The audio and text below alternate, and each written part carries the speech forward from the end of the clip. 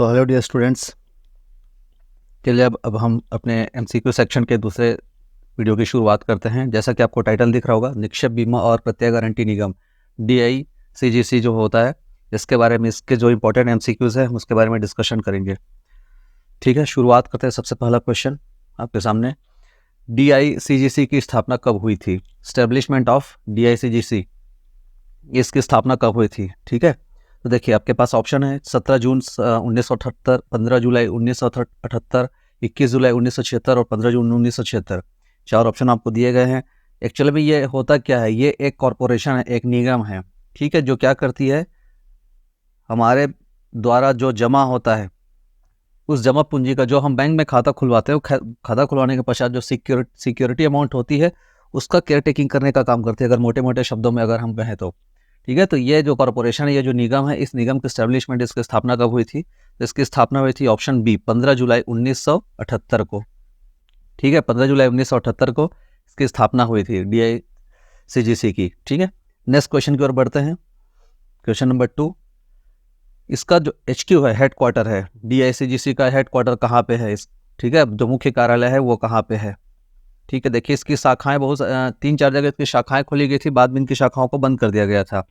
तो इनका जो हेड क्वार्टर है, वो हेड क्वार्टर कहाँ है? तो इसका हेड क्वार्टर स्थित है मुंबई में, ध्यान रखेंगे। ठीक है, मुंबई में इसका हेड क्वार्टर स्थित है। चेन्नई, लखनऊ, कलकत्ता में तो नहीं हो सकता। ठीक है, मुंबई और दिल्ली में जनरली हेड क्वार्टर्स होते हैं अमूमन, तो कॉमन सेंस भी लगाना चाहें तो दिल्ली या मुंबई की ओर ही जाएंगे। तो यहाँ पे आपके पास दिल्ली ऑप्शन में नहीं है, तो मुंबई इसका हेड क्वार्टर है। ठीक है, क्वेश्चन नंबर 3 की ओर बढ़ते हैं। तीसरा क्वेश्चन है, DICGC के संबंध में कौन सा कथन सत्य है? ध्यान रखिएगा, कौन सा कथन सत्य है? यह एक सार्वजनिक प्राधिकरण है, इसका कार्य बैंकों में रखी गई जमा राशियों का बीमा करने का है, जैसा इसका नाम है।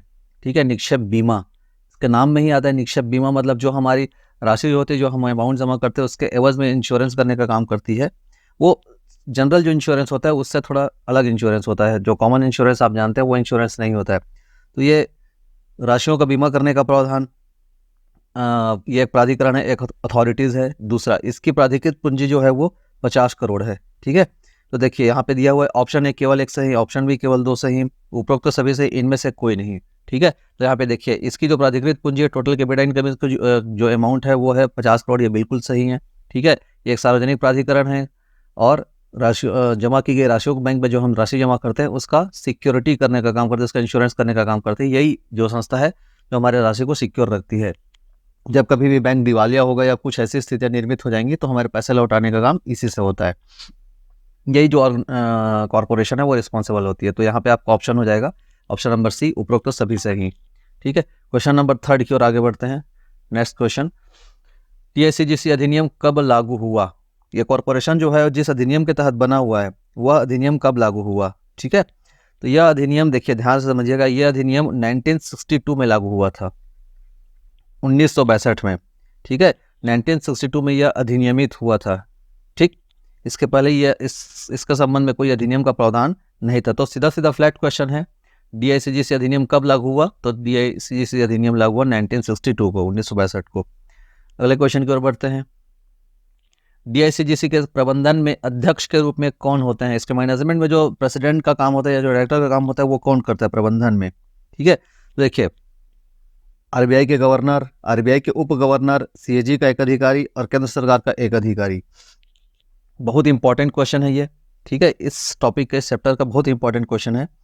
तो प्रबंधन के अध्यक्ष के रूप में कौन काम करते हैं? ठीक है, तो यहाँ पे RBI का जो उप गवर्नर होता है, जो डिप्टी गवर्नर होता है, वही इसके प्रबंधन के अध्यक्ष के रूप में काम करते हैं, डिप्टी गवर्नर, ध्यान रखिएगा। ठीक है, RBI का जो डिप्टी गवर्नर होता है वही इसके उप गवर्नर मतलब अध्यक्ष का कार्यवाही, जो अध्यक्ष का जो कार्यभार है वो संभालते हैं। ठीक है, मैनेजमेंट में। अगला क्वेश्चन है आपका, DICGC प्रबंधन निदेशक बोर्ड के पास जिनमें अध्यक्ष के अतिरिक्त कितने सदस्य होते हैं?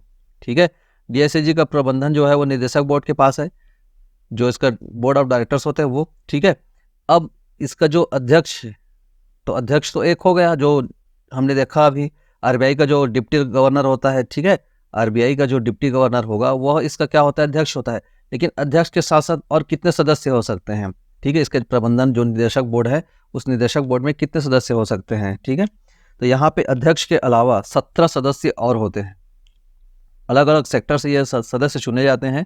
वो आप पढ़े होंगे, आपने जो थ्योरी पढ़ा होगा, तो यहाँ पे मैं थ्योरी के बारे में ज़्यादा बात नहीं करूँगा। मैंने आपको पहले ही बता दिया है कि ये थोड़ा सा एक रेक्टिफाई राउंड रहेगा।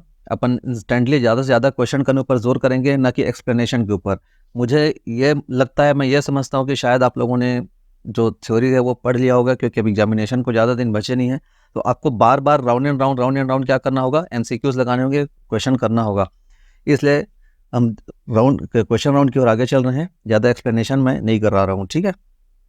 तो यहाँ पे आपका हो जाएगा 17 सदस्य होते हैं, तो 17 + 1 ये इनका जो बोर्ड है उसमें मेंबर्स की संख्या होती है, ठीक है।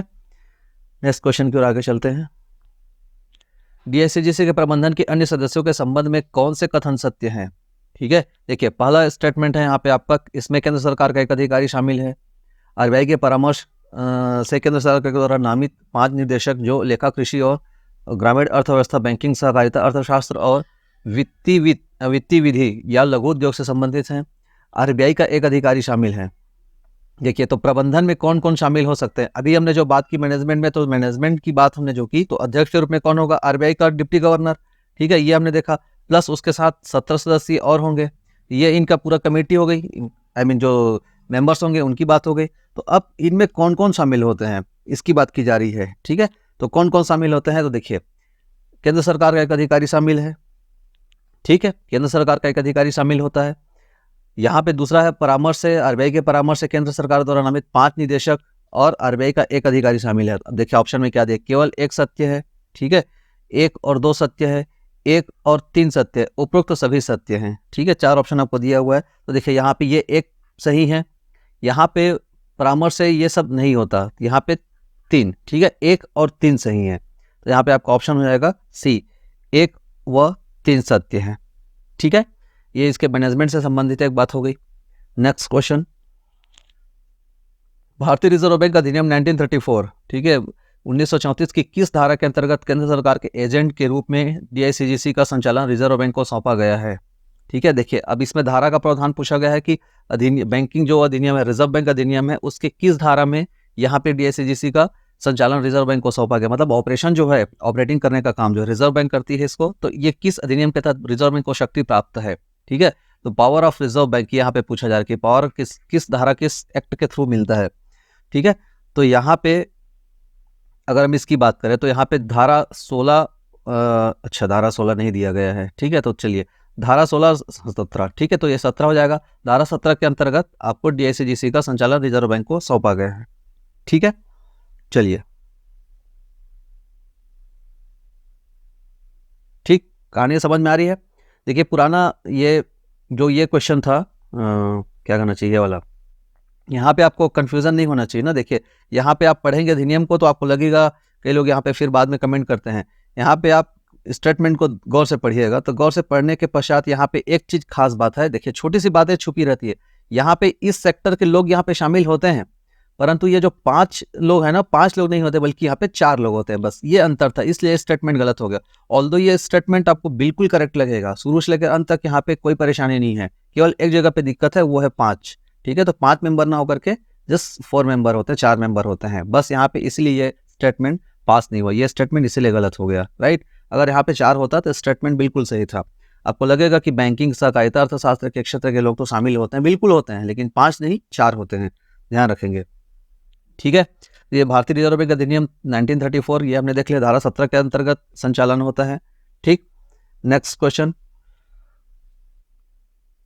DICGC निगम की वर्तमान में संचालित शाखा कितनी है। देखिए, कुछ शाखाओं को इसमें बाद में बंद कर दिया गया था, तो यहाँ पे वर्तमान में एक ही शाखा संचालित है। ये 3 शाखाएं और खोली गई थी, परंतु उन शाखाओं को बाद में बंद कर दिया गया, क्योंकि मोड ऑफ ऑपरेशन में परेशानी हो रही थी, इसलिए इसको क्या किया, क्लोज कर दिया गया। तो वर्तमान में केवल एक शाखा संचालित है, और वह है नई दिल्ली।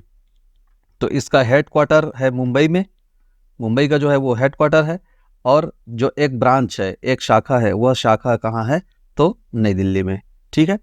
ये ओके, तो यहाँ से ये जो DICGC था, इससे ज़्यादा यहाँ पे क्वेश्चन पॉसिबल नहीं था, क्योंकि ज़्यादा इसमें प्रावधान या ज़्यादा बातें हैं नहीं, जितनी पॉसिबिलिटीज़ हो सकती थी वो सारे क्वेश्चन आपको कराए गए हैं। सो दैट्स इट, फिर नेक्स्ट वीडियो में मिलते हैं, तब तक लाइक करिए, सब्सक्राइब करिए और दोस्तों के साथ शेयर ज़रूर करिए। Thank you so much.